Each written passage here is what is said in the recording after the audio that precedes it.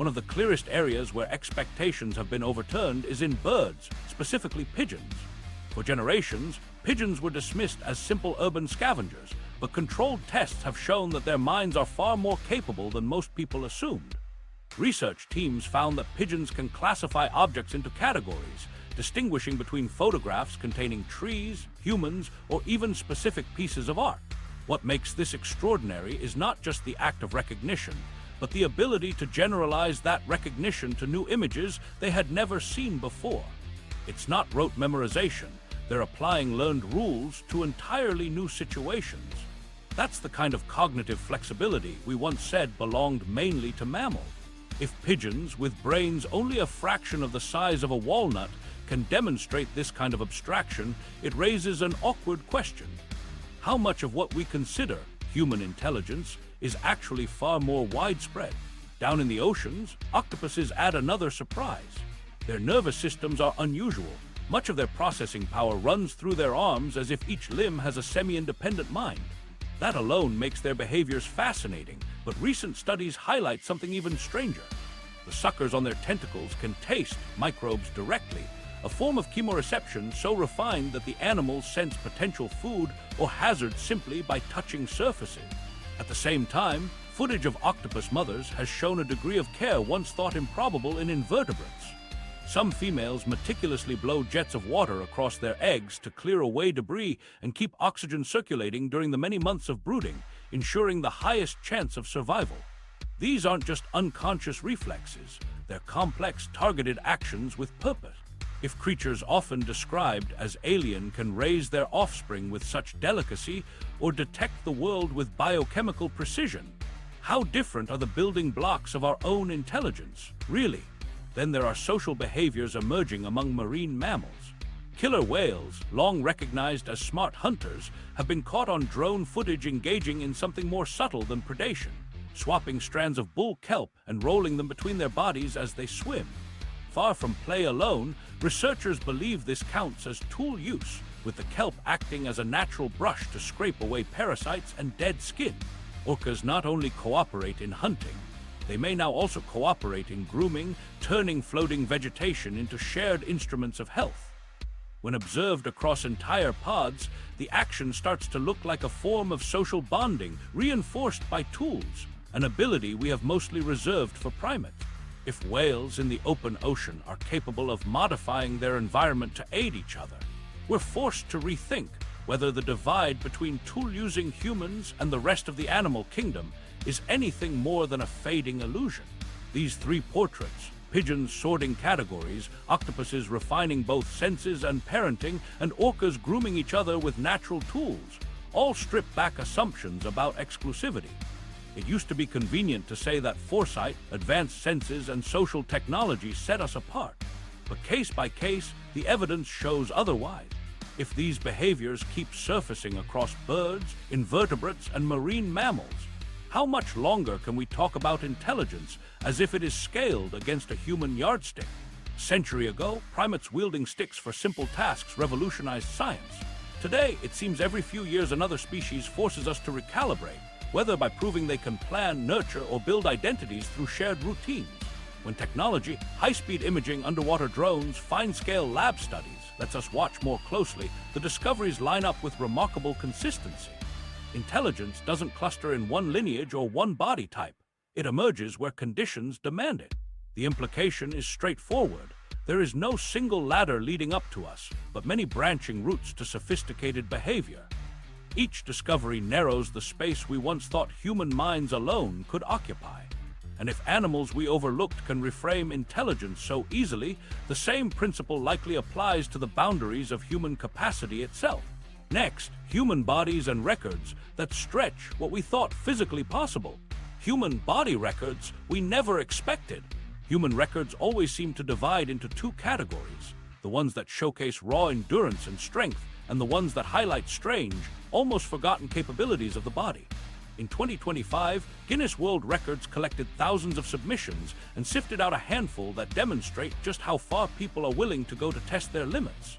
These entries weren't just about setting numbers higher, they revealed the diversity of human adaptation. from pushing bones and muscles to last longer than anyone thought possible, to showcasing odd physical traits most of us didn't know were trainable. Each record told a new story of possibility. One of the most headline-grabbing feats came from William Gudge, who ran across Australia from Perth to Sydney in just 35 days. That meant averaging more than 2 marathons every single day, a sustained load of over 2,600 miles in little more than a month. What makes this remarkable isn't just the physical toll. It is also the mental resilience required to continue waking up each morning knowing that the schedule demanded another 50 to 60 miles. Modern sports medicine often emphasizes recovery, sleep, and nutrition as key variables. In Gudge's attempt, all three had to be optimized to survive the grind. Like other ultra-endurance athletes, he broke the task into manageable blocks, pacing his effort while closely tracking hydration and calorie intake. The overall effect was not just another extreme run, but a window into how far structured adaptation, when linked to a clear purpose, in this case, charity fundraising, can transform impossible distances into completed journeys. Physical perseverance can take unusual forms as well, and 2025 saw this vividly in Melbourne, where Yvette Quobia set the longest cooking marathon ever recorded. She spent more than 140 hours continuously preparing traditional Liberian and West African dishes, never repeating a recipe. Cooking for nearly 6 days without pause sounds like a novelty at first glance, but it reflects the same physiological equations we see in sports: controlled energy output, measured rest, some degree of strategic movement, and remarkable mental stamina. While a marathon runner maintains a steady pace over hours, Quobia rotated through recipes, chopping, stirring, frying, and managing temperatures under continual time pressure. Fatigue hit, but like endurance athletes, she leaned on rhythm and preparation to stabilize herself across the ordeal. It was less about the mechanics of cooking and more about proving that when framed differently, culinary work becomes its own form of marathon.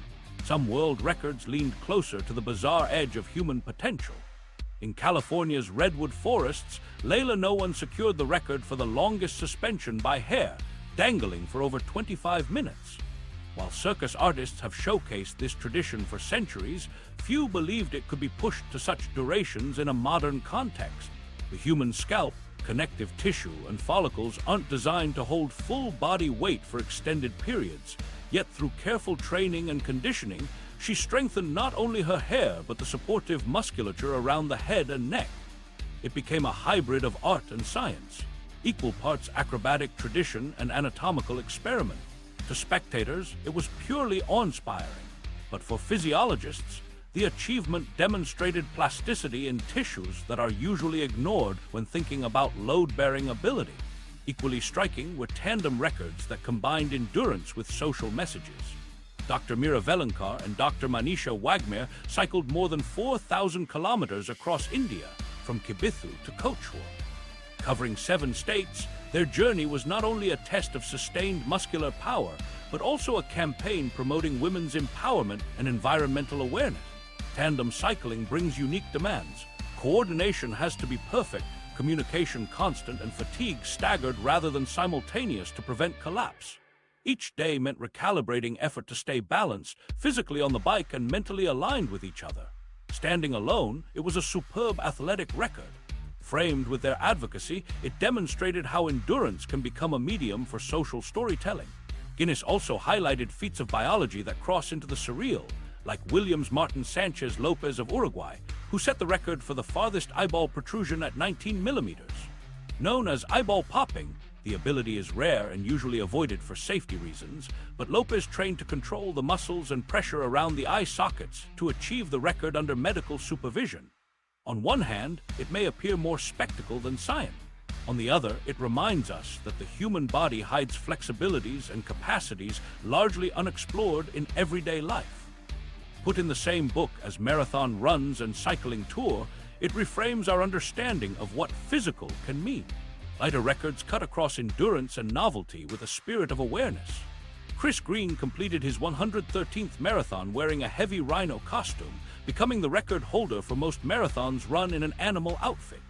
The effort combined an athletic challenge, marathons while weighted and overheated inside a suit, with an educational purpose.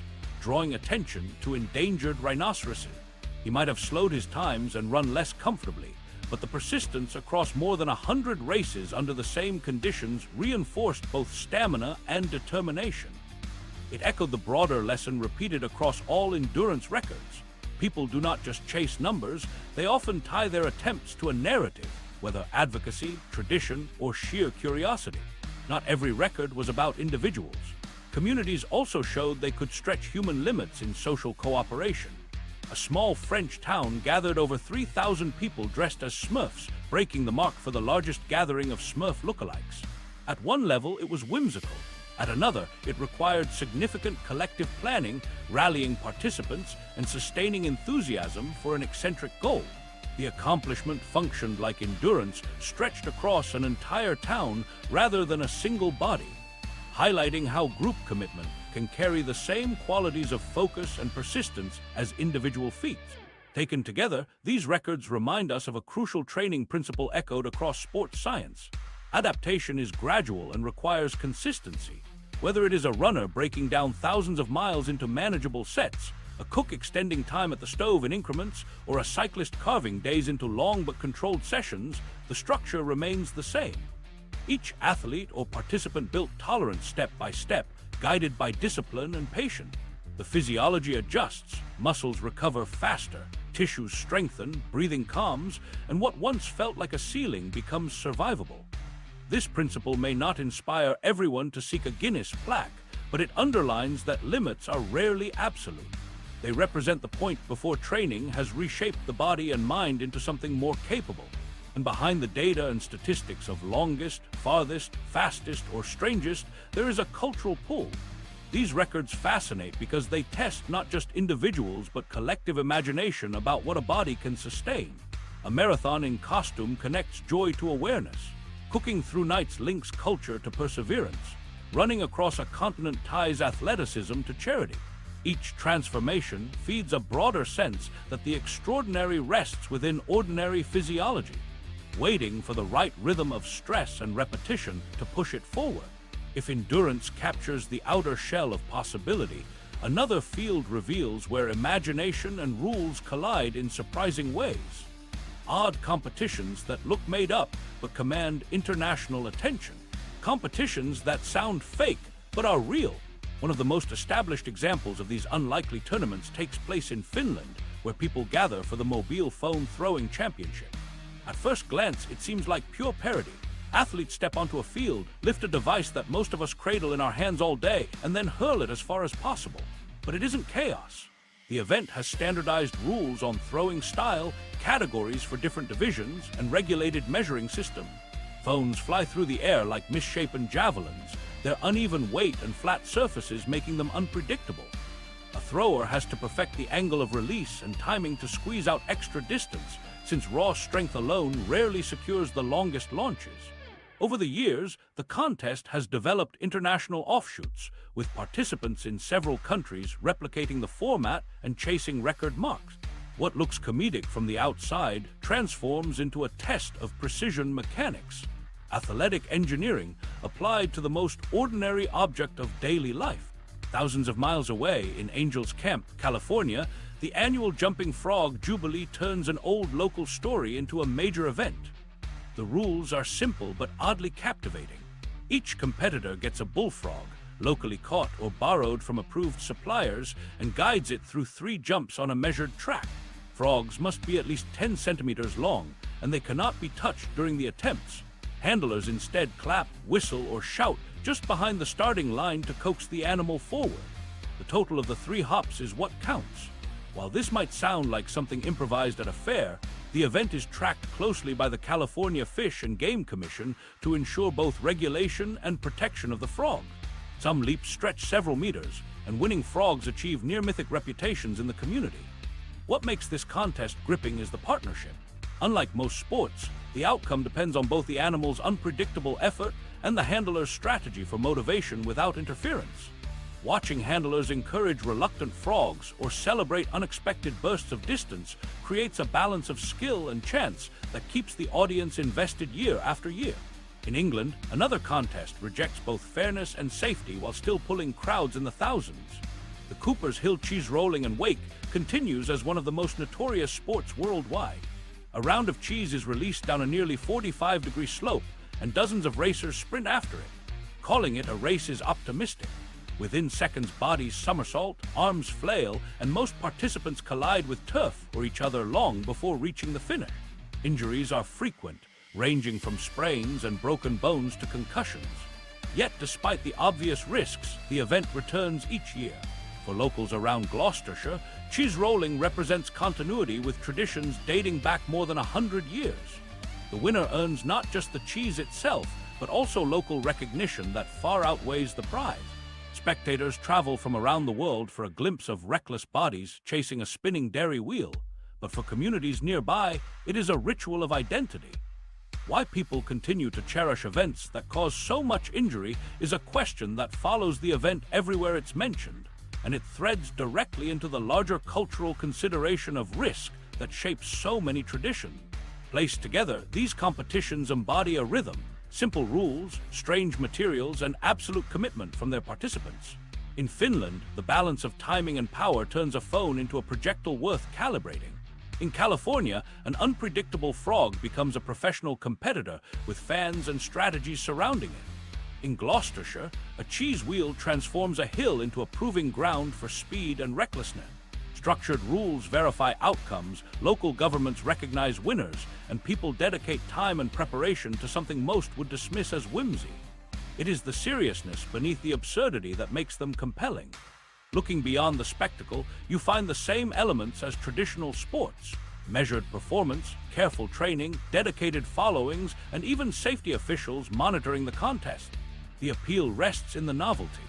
Regular athletic competitions already have global institutions and televised coverage, but alternative events survive because they introduce unusual twists.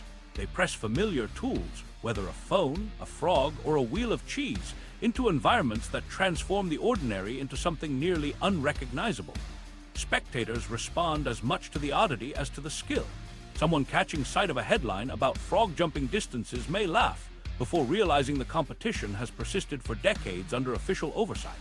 A casual visitor to Cooper's Hill might think the crowd is there for comedy, but the wrecked ankles and determined sprints reveal how genuinely invested the racers are. This blend of eccentricity and seriousness is what gives these contests staying power, and why participants return regardless of the risks or the ridicule. There is also a larger cultural role in preserving and repeating these events. Mobile phone throwing emerged only in the year 2000, but is already ingrained enough to have its own international network of competitors.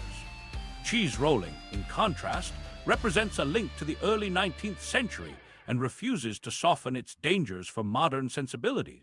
The frog jumping festival occupies a middle ground, with roots in Mark Twain's 19th century story about a celebrated Calaveras County frog influencing the culture around Angel's Camp. Each event builds community around acts that initially seemed whimsical. Over time, those acts gain formal recognition and support, until what outsiders dismiss as novelty becomes a cornerstone of local identity. Audiences tune in, flood social media feeds, and often arrive in person not simply for entertainment, but because the events offer something standard sports cannot: a model of creativity where competition thrives outside of practicality. Success in these arenas does not always rest on universal measures of strength or speed. Instead, the challenge lies in adapting to unconventional conditions, handling the awkward weight of a cell phone, guiding an amphibian along a stage, or throwing one's own body recklessly downhill. Winning requires inventiveness as much as athleticism, and that quality defines why these contests become more engaging the longer they persist. By the time records are celebrated and champions crowned in these strange sports, the absurdity has evolved into legitimacy. Media coverage recognizes winners, officials record results, and newcomers join to test themselves against standards that began as jokes. It shows that human imagination, once given structure, pushes us into arenas where competition matters less for its practicality and more for its proof of possibility. From the viewpoint of tradition and endurance, these spectacles create communities grounded not in efficiency, but in shared play. And their longevity proves that playful origins can evolve into lasting marks on culture. They remind us that human competition doesn't always need a logical purpose to thrive. Sometimes the strangeness of the rules or the obvious impracticality is the entire draw. And yet, beneath the unusual objects and the unconventional goals, participants demonstrate discipline, technique, and passion indistinguishable from mainstream athletes. That mixture of playful design and structured discipline is precisely what sustains these odd contests. Just as competitions can make daily objects strange, nature has its own ways of producing spectacles that challenge our sense of what is ordinary. What researchers have captured in the past year shows the planet creating patterns and behaviors so unexpected they read more like science fiction than science. Nature going full science fiction. Nature sometimes produces displays so large or so precise they look like designed performances. These aren't exaggerations or metaphors. They are verifiable events unfolding in real habitats right now. Collectively, they remind us that systems we thought were ordinary can act with a kind of choreography that feels closer to science fiction than familiar ecology. One of the most visually striking examples is the murmuration of starlings. At dusk, thousands of birds rise together, forming a living cloud that bends, ripples, and reshapes itself in seconds. From the ground, the flock looks like a single organism with parts flowing in coordinated streams. Each curve and turn seems planned, but the motion comes from individuals just keeping a fixed distance from their closest neighbor. Scientists studying these patterns use principles from physics and swarm mechanics to model the rules. The conclusion is simple but astonishing. With local rules alone, whole flocks create moving structures that can shift direction instantly without colliding. The result is both survival strategy, confusing predators through constant motion, and a perfect example of emergent order. When skies ripple with black silhouettes moving as one, the logic of nature mimics the elegance of art or design. A similar wonder appears not in the air but in shallow coastal waters. On Florida's Space Coast, from summer into early autumn, rivers and lagoons can glow neon blue at night. The light comes from microscopic organisms, dinoflagellates and comb jellies that emit brief flashes when disturbed. A paddle dipped into the water leaves a fading trail. Fish darting just below the surface ignite glowing outlines. Entire schools leave streaks of indigo that expand and dissolve. On calm evenings, kayakers report that every movement, the drip of an oar, the wake of a hand, draws liquid light around them. To the casual eye, the scene looks like cinematic special effects playing in real time. For scientists, bioluminescence is a field marker for ecosystem health, reflecting population swings in plankton linked to changes in temperature, salinity, and nutrient cycle. In fact, satellites have started to capture large glowing patches from orbit, giving researchers tools to measure just how widespread such phenomena become in a season. Each flash in the water is a defensive mechanism from a tiny creature, but when multiplied by millions, it transforms entire landscapes into glowing theaters after dark. If starling murmurations show scale above us and bioluminescence illuminates water below us, then Rain Island demonstrates how life can remake land itself. Located north of Australia's Great Barrier Reef, this small sandy island hosted the most massive green sea turtle nesting event measured in decades during 2025. Using drones, researchers counted around 64,000 females crawling ashore in the same season. Viewed from the air, beaches turned into shifting flows of carapaces, each turtle leaving overlapping tracks across the sand as dozens emerged at once. For a species often considered vulnerable, this surge was unexpected and encouraging. Conservationists link the increase to long-term protections of nesting grounds, tighter fishing regulations, and improving conditions offshore. The biology behind the scene adds even more fascination. Female green turtles return to the very beach where they were hatched, guided by subtle magnetic cues that function like internal maps. Every few years, when they reach maturity, they travel hundreds or even thousands of miles across seas to complete this single act of laying eggs. Each turtle digs a cavity with her flippers, deposits dozens of eggs, and then moves back down the beach, leaving future generations concealed beneath the sand. When events scale up to this size, the sand surface becomes a sequence of rising ridges and churned hollows, stitched together by countless crawl tracks. The ecological consequence is significant. Entire predators and scavengers will adjust their behaviors to take advantage of this sudden density of eggs and hatchlings, creating cascading effects through the food web. At the same time, the sheer number of nests boosts survival odds even under heavy predation.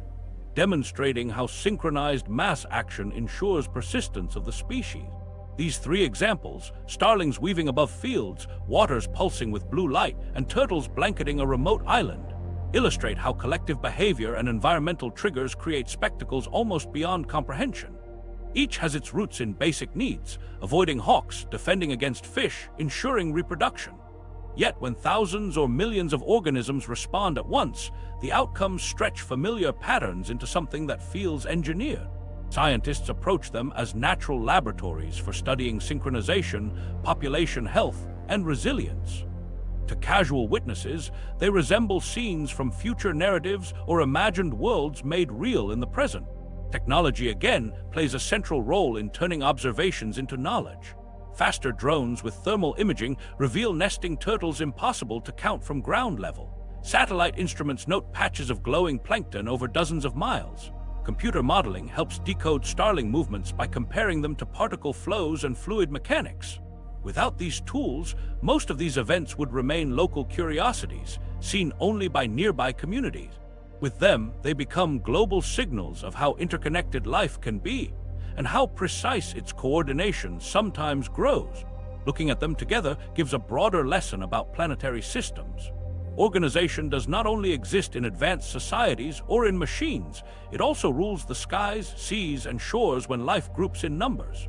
Starling murmurations become experiments in collective motion. Bioluminescence reflects invisible chemical balances made visible through light. Island-wide turtle nesting turns geology into shifting terrain animated by living wave. These phenomena reveal a constant theme. Life adapts not only in individuals, but in synchronized, repeating behaviors that scale far beyond any single organism. The science fiction aspects here don't come from our technology or imagination. They emerge directly from biology exaggerated by sheer numbers.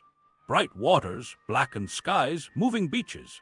They signal that Earth already hosts performances most humans have only begun to understand in detail. And the pace of discovery suggests more remains hidden. Submersibles capable of descending deeper, more precise satellite sensors, and AI systems parsing flock patterns all point toward future recognition of additional complex natural behaviors that likely exist out of sight today. These revelations about natural systems shift how people think about life's boundaries.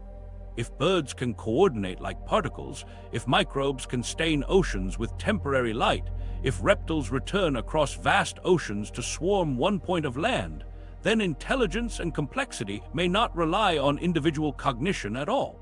Structure can emerge purely from shared rules, environmental triggers, and evolutionary memory, producing outcomes we still describe with words like choreographed or symphonic. Yet there are no conductors in these systems, only rules repeated at scale until they reshape environments. The result is a view of nature not as static background, but as an active field generating patterns, signals, and rhythms that challenge assumptions about what life can do. These exhibitions surprise precisely because they mimic design without a designer. They show that biology, given enough participants and enough time, creates illusions as profound as any engineered performance. All of this builds a bridge between how we imagine the future and what we see around us in the present. Natural systems already display phenomena we once stored in fictional visions. That raises the question: if Earth itself can produce effects that look like manufactured illusions, how close are human inventions coming to matching those qualities? The next area of exploration suggests the line between natural wonders and human breakthroughs is growing thinner than anyone expected. Tech that feels like magic